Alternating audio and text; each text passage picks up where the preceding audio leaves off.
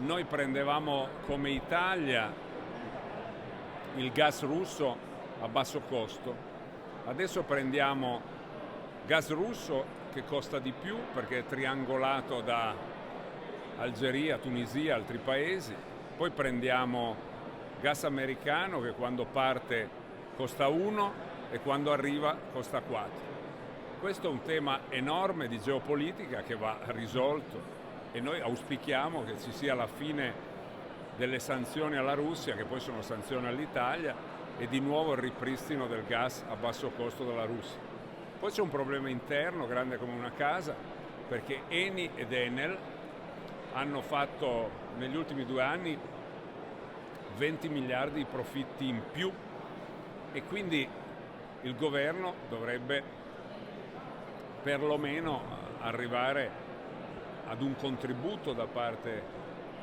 di queste due imprese che sono comunque al 30% dello Stato, gli amministratori delegati vengono scelti dal governo. Se poi andiamo a vedere le regolate, cioè Terna, Snam, Italgas, hanno avuto il 50% di profitti in più l'anno scorso e il governo non chiede loro un euro. L'opposizione chiaramente in questo caso è addirittura non pervenuta. Le piccole e medie imprese sono energivore,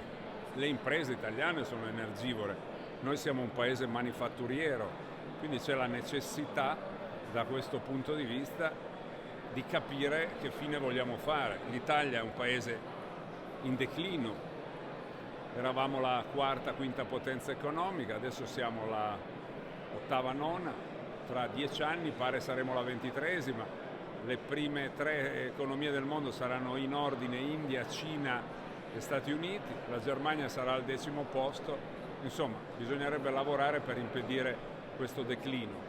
Io sto lavorando come Marco Rizzo, non solo come candidato presidente della regione, ma con piccole e medie imprese per arrivare a un manifesto dell'energia